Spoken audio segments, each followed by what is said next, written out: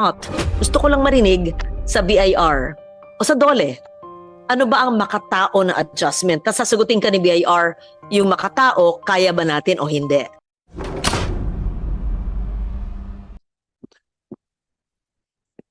Madam Chair, everybody, good morning. Malaki ang aming pagpapasalamat na kami ay naimbitahan dito sa public hearing on these 6 measures which intends to increase the ceiling doon sa tax exemption, ma'am. Actually, nang mabasa namin yung mga proposals, it's not just that exemption doon sa minimum wage earners. First time sa kasakali, ma'am, na yung middle class, kahit papano, for the first time, magkaroon ng ayuda sa gobyerno kung maipasa natin ito under your leadership. Lahat in the past, from the time pa ng COVID, ang lahat na nakakatanggap lang ng ayuda ay yung mga walang trabaho, yung mga tambay, yung mga walang ginagawa. Ang hirap na ngayon maghanap ng trabahante ng magtatrabaho sa farms dahil may inaasahang porpis, may inaasahang AX, may inaasahang kung ano-ano pa. Once na ma-employ sila, hindi na kasi sila makukover ng mga ayudas na yon. Now, in the meantime, itong mga nagbabayad ng buwis, kami yun, tayo yun. Nagkaroon lang ng konting lamang doon sa minimum wage, naging subject na sa income tax yung kabuoang sahod natin. And ever since, wala tayong may natanggap na ayuda from this government. Subject sa validation yung statement na yan, ma'am. Pero I'm pretty sure, because ako wala akong naramdaman, wala akong natanggap na ayuda o tulong despite all these difficulties na naranasan natin in the recent past. Nagkaroon pa ng COVID, nagkaroon ng ng emergency sa presyo ng langis. Wala tayong natatanggap. May natanggap ang mga driver ng tricycle, jeepneys, TNVs, minimum wage earners, may natatanggap sila. Pero yung mga nakatatanggap ng a little more than the minimum wage, wala tayong may natanggap, ma'am. Now, with all these proposals, that's why we are very, very glad. By the way, I'm representing the Federation of Free Workers. Siya ngayon ang chair ng national ng Nagkaisa Labor Coalition, which is the biggest, we claim as the biggest labor coalition in the country today. At kami rin ay bahagi ng convenors ng National Wage Coalition. So we really appreciated this initiative of this committee at naitalakay ito ngayon today. Dahil nga doon sa proposal, while my proposal from 250 maging 360, mayroong 480. Madam Chair, kung maghanap lang tayo ng moral na basihan, no less than the Philippine Statistics Authority, the National Economic Development Authority, sila mismo nag-determine, may finding that this can be validated by our friend from NWPC, na ang family living wage, in short, yung kailangan ng family of 5 para mabuhay naman ng medyo maayos-ayos, ay kailangan natin sa ngayon, sila may sabi noon, hindi kami, ng 1,221 pesos to 1,225 pesos. Siyempre, araw-araw, kung yun ang kailangan mo para makapamuhay ka kahit papano ng disente, i-times mo sa 30, that's around 4,800. Right? Ngayon, kasi kesa yung maghula lang tayo kung saan natin, ano yung maging basihan natin. Kung minimum wage lang ang babasihan natin, i-times 30 natin yung National Capital Region na rate na 695 as of today, wala pang 18,000 yun. Alright? Ngayon, kung i-times 30 natin, yung 1,221 na sabi ng PAC, at least yung may basis tayo, may concrete na basis. Kasi sila, may pag-aaral silang isinagawa. So yung 121 na yan, 1,221 na yan, times 30 natin. So that's roughly around basta more than 400,000. Ngayon, Madam Chair, kung sa pagtutulong-tulong, specifically, although iba-ibang figures yung sinusuportahan ng ating mga sponsors ng bills natin dito, we are very thankful regardless of their political colors. We are appreciative really sa initiative ni Win Gatchalian, ni Bam Aquino, ni Senator Jinggoy, although nasa labas na siya, si Mark Villar, and iba-iba yung figures. Pero as I said, there should be basis for it. And the most yung proposal na merong legal and moral na basihan ay yung something na masuportahan yung pamumuhay ng isang pamilya na medyo decente naman. And as I stated, based on the study, no less than conducted by Philippines Statistic Authority and the National Economic Development Authority. Of course, may mga cost impact yan. Pero kung yung halaga na yung pinag-uusapan ay 8 billion, gasino lang naman yung 8 billion na makakatulong naman doon sa number of families na mabiyayaan. Kung saan pwedeng kukunin yan, we are proposing. The Nagkaisa Labor Coalition, the National Wage Coalition, FFW itself, is advocating i-tax natin, buwisan natin yung mayayaman. Merong wealth tax na pinopropose. So, kung kahit na 1% lang, noong mga pinakamamayaman na top 1%, nung citizens ng Pilipinas ang ating bubuwisan ng 1%, trilyon na yung abutin yan, Madam Chair. So, siguro, ang BIR natin, baka makakatulong yan. Hindi naman siguro kalabisan yon na yung may mga asset, lalo na kung ibaba natin, yun based sa 1 billion na asset ng mga mayayaman. Ibaba natin sa 500 million, laki-laki na nun. Pwede nating mas matlaking tax exemption yung pwede natin ibigay sa ating mga middle class citizens at sa ating mga Filipino workers. Maraming salamat, Madam Chair, sa pagkakataon. Thank you. Thank you so much, Attorney Montaño. I recognize Senator Lauren Legarda, and I think she has an opening statement. Thank you, Madam Chair. I believe that the last time the baseline was reviewed was 2018. Is that correct? It was set in 2018. And given the inflation rate, sabi nga nila ang 100 piso ay 70 pesos na lamang, ay dapat talaga i-review. There are many versions of the bills. I think mine has not yet been referred to the committee, or I'm about to file it, but it can be taken into consideration. But I support any adjustment to increase the tax-exempt baseline, which is set, what is it now, 250,000 per year.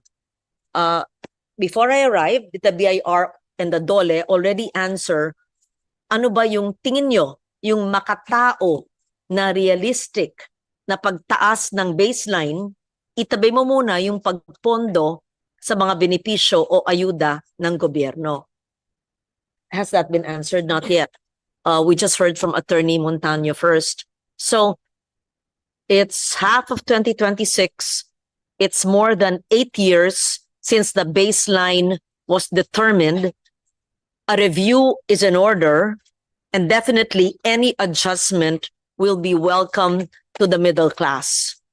So it's just a matter, I believe, Madam Chair, if what adjustment will be made for 250. Just if you've studied it, and even if you've not, gusto ko lang marinig sa BIR o sa DOLE, ano ba ang makatao na adjustment? Tapos sasagutin ka ni BIR, yung makatao, kaya ba natin o hindi? Yon. Simpleng tanong. So I'll just add, no, earlier when BIR gave their statement, they support, but of course they want to align with Department of Finance, Yes, kasi Madam Chair. we all recognize that the loss revenue has to be produced somewhere else, and unfortunately wala si DOF now because of confusions caused by some other people. No, So- pero naman nandito kayo. Yeah, we are very happy Yes. that they're here. So yun, we will have to await what their statements are on that.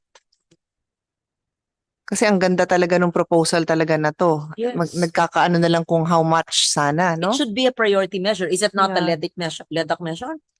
Parang hindi ko pa nakita yan sa LEDAC, no? So- But we can propose. Nag-a-agree Yeah. pa kayo? Sumasang-ayon pa yun na kailangan may adjustment. At anong adjustment? Ayon sa DOLE, syempre, ikaw ay naka-focus sa mga manggagawa. Ano sa tingin mo? At si BIR naman, ibabalanse mo yung makatao at yung kaya ng gobyerno. Yes. Please. Thank you. Attorney Llames, please. Again, thank you, Madam Chairs, Madam Senators. Siguro, para masagot po yun, of course, kailangan ng pag-aaral, kailangan din po ng several factors that we should be able to consider po, no? But perhaps ma'am, if I can offer some data po. I had mentioned earlier that currently at least our code exempts minimum wage earners from income tax payment. However, as had been pointed out po, the threshold amounts have been set years earlier, 2018. And from that time until now po, ma'am, of course there had been increases po in the wages, in particular for the minimum wage earners. Lately, halos annually po yung increase, and there may come a time po na baka lumampas na po doon sa 250 threshold. So napapanahon din po siguro na taasan na po itong threshold ceiling. For some data po, currently if we use NCR minimum wage rates, this is the highest rate of minimum wage po sa bansa. Currently it is at 695, but currently being reviewed also. If we look at the annual earning po ng isang minimum wage earner po dito sa NCR, aabot na po ito sa 239,000 plus po. So as I had said earlier, malapit na po doon sa 250 na ceiling. And for the next naman po na regions na merong malapit po yung kanilang minimum wage, sa Calabarzon and Region 3, nasa 600 na po sila ngayon. Nasa around 200, lampas na rin po ng 200,000 po ang kanilang annual income. Minimum wage earners pa lang po yun. So again, and to mirror din po yung ating kasamahan din po na hindi lang po sana minimum wage earners din ang pwedeng makinabang dito sa bills, but also the middle class. Siguro it is ample time din po talaga ma'am na we review po itong mga threshold ceiling po na ito. Thank you for your answer, and we take note that you are in agreement with increasing the threshold, and we take note that NCR, which is the highest minimum wage, is almost near the threshold because it's 239,000 a year. Okay. BIR attorney, thank you. Madam Chair, right now po kasi we have not yet conducted a study as to the revenue impact po nung tax exemption. We'll have to consult first with the statistics division, ma'am. And as a matter of policy din kasi siya, we'll have to defer to the stand of our mother agency, the Department of Finance, on the matter.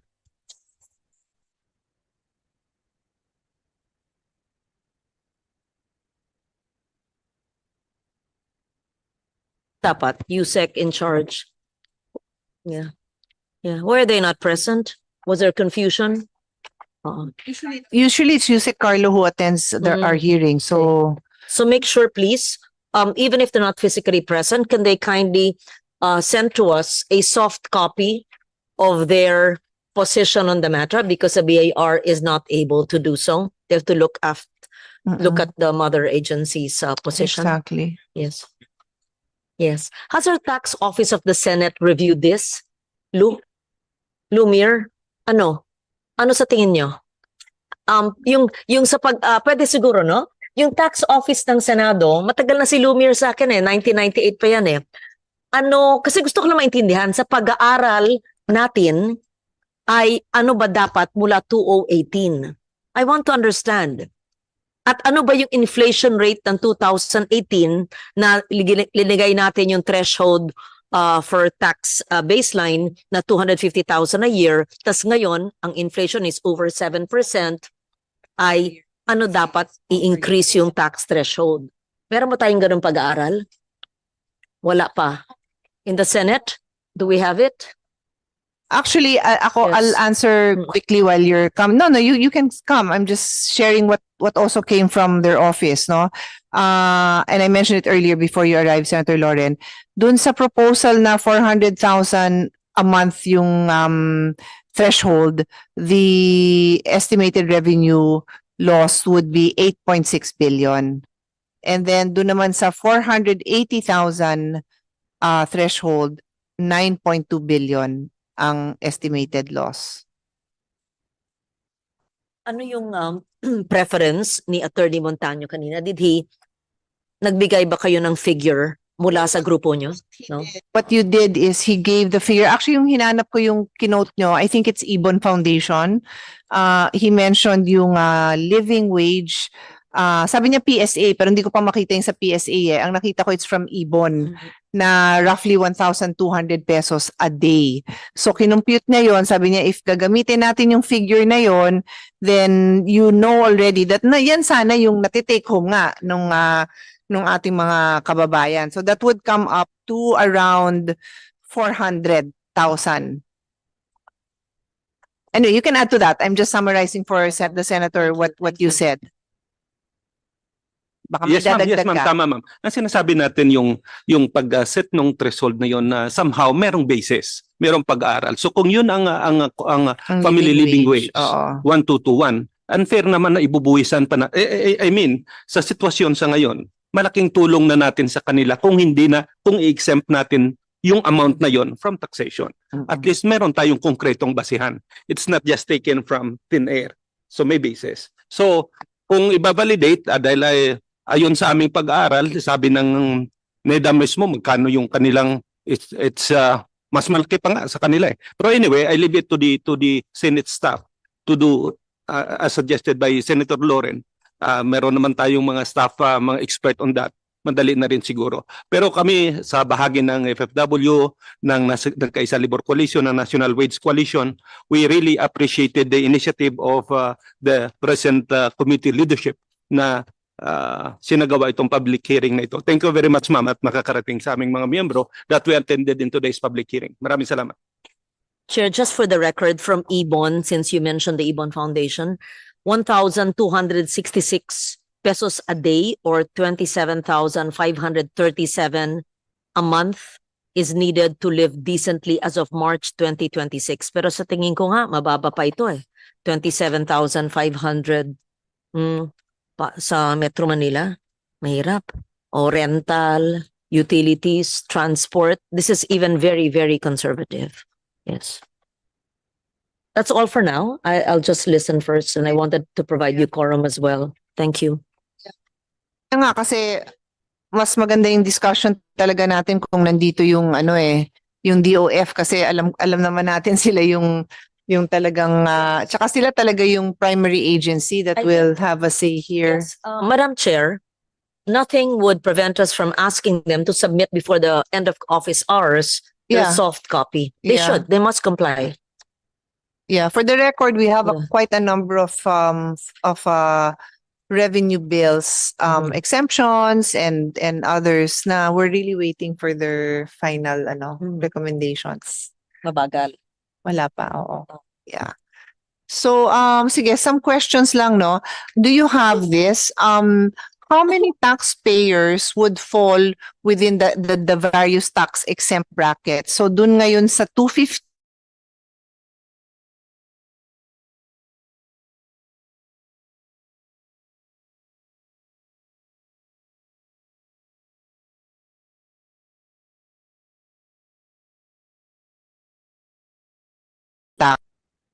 What I have here is based on data provided, 90% of individual income tax filers were compensation income earners. So malaking bagay yun. These people rely, 90% of earners are compensation income earners. And then 95% of the individual income tax filers fall under the 250. So may nabigay na galing yan sa STS-RO natin. Magaling talaga STS-RO natin. 95% of individual income tax filers fall under the 250. So of the income tax individual income tax filers, 95% na ang 95.5 na ang nakikinabang sa 250. But this is what I want to add. Senator Lauren will like this number. Well, not like it, but will appreciate this number. Today, with inflation, yung 250,000 na threshold na pinasa natin noong 2018, that value is now 341,000.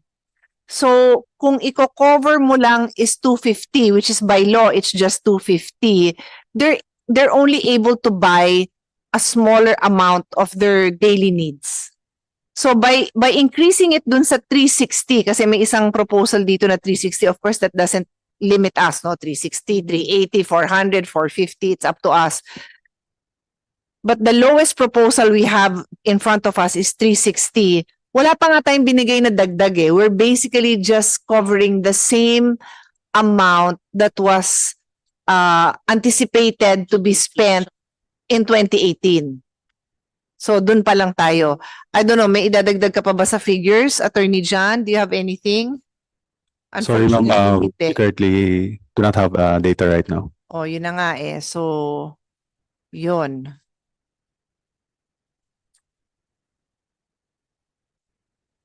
Ano pang meron natin? Kapag tinaasan natin to 48, 400, ito yung makukuha. So, meron pala tayong, kanino galing to? Sa STSRO din. Thank you talaga. Okay. So, if we increase to 400,000, then we increase from 95.5% of individual income tax filers to 98% na. Yun. So, yung mga maliliit na yun, yun na yung mga upper middle class and beyond. Okay. And then if you increase to 480,000, we cover 98.4 of tax filers. Napakaliit na lang pala talaga. Talagang nasa 1% na lang yung mga bigger income, ano? Okay. Ay. Gusto kong maintindihan o maramdaman magkano ang mababawas na iaambag or gagastusin ng isang pamilya na kumikita ng minimum wage kung sila ay hindi masama sa pagbabayad ng taxes. So, in short, if we increase a threshold, base na lang sa 250,000 in 2018 to the present because of inflation to 341,000, sabihin mo yung bill na pinakamababa ngayon na 360,000, can you explain to us a family, paano sila magiginhawahan kung sila'y mag-cover ng paano ka lang batas kung ito'y maging batas? Are you able to compute that? If the law is passed, the bill is passed into law, yung 360,000 threshold from the 280,000 in 2018, yung kumikita ayon sa 360,000 divided by 12 yun, no? Correct? Magkano ang dagdag nila sa kanilang gastusin dahil hindi sila naisama sa pagbabayad ng buwis? Are you able to compute that, BIR? Dole?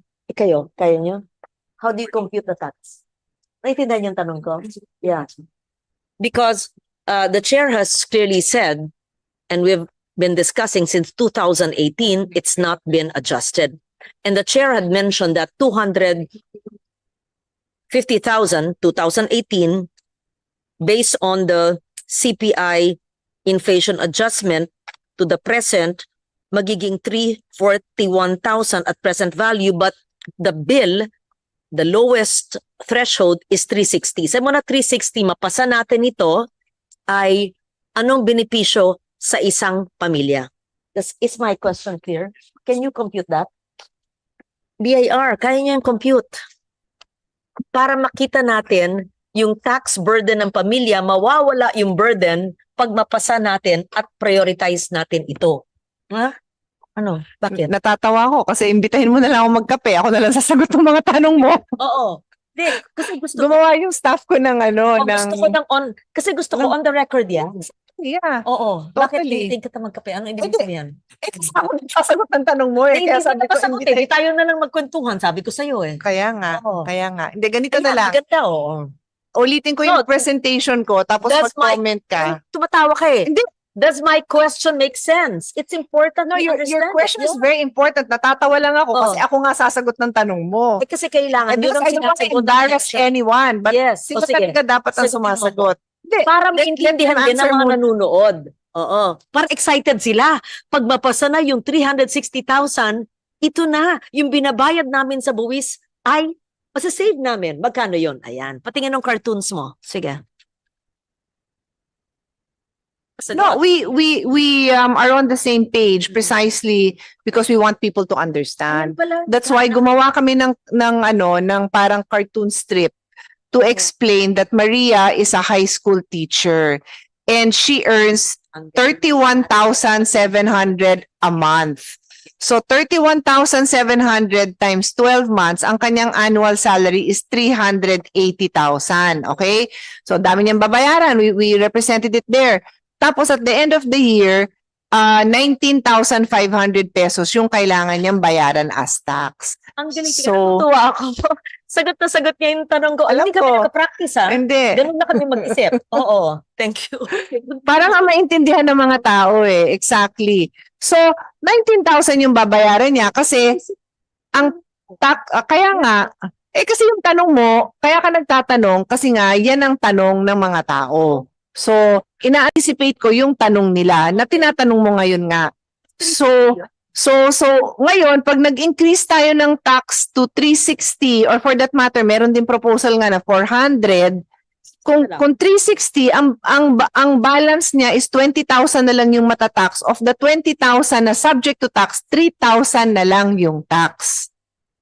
3,000. So nakapag-save siya ng 16,500, pwede niyang gamitin pang pagkain, pang gamot, pang summer outing man lang nila ng mga anak niya, 'di ba? Or if we increase it to 400,000, wala na siyang babayaran. So yun yung gusto natin ipakita para maintindihan ng mga tao.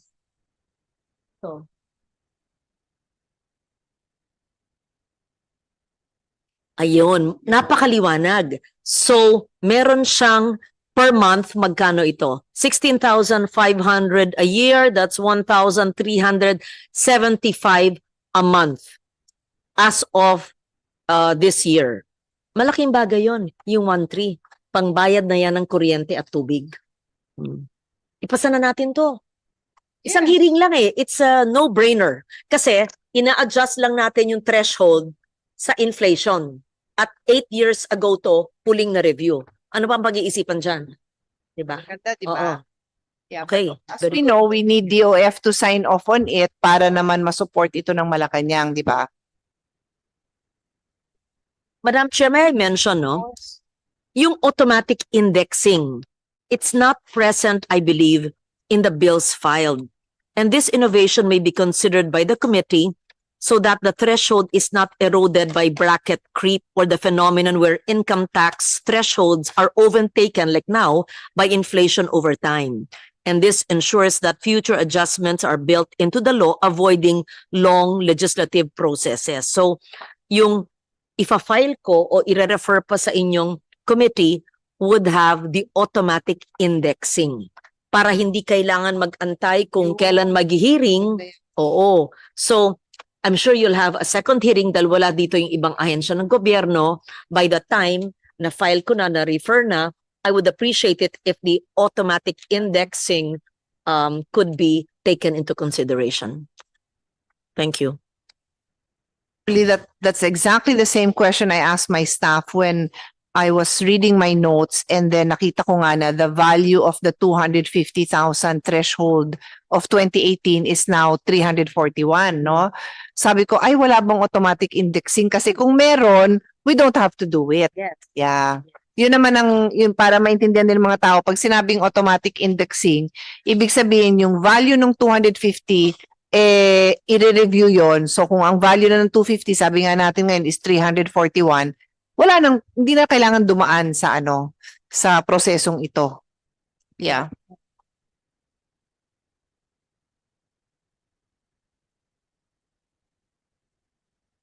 For the record kasi may mga questions pa ako, pero maganda kasi nandito ang DOF, no? Para kung may sasabihin din sila, we want Attorney Montaño to also be engaged, Dole to be engaged, syempre si BIR kasi yun ang kailangan niyang sundan. So medyo bitin ang ating conversation without DOF. And unfortunately, meron kasing mga confusing pronouncement si Senator Sherwin who says he's acting as the SP pro temp. Okay pa naman ako. Pero the Senate President pro temp, for the record, everyone, is sitting beside me because I read into the record sa Blue Ribbon kanina, and then I also did a Facebook Live that the officers must be elected by a majority of all members. So elected siya at si Senator Alan as Senate President and Senate President pro temp. So if they will elect anew, ganun din yung process by a majority of all members, which is 13.